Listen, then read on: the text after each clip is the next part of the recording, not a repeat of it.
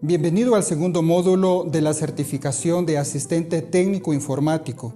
Mi nombre es Daniel Irene y en esta ocasión con todo gusto le continuaré guiando en el estudio de las herramientas de software necesarias para el diagnóstico de un computador.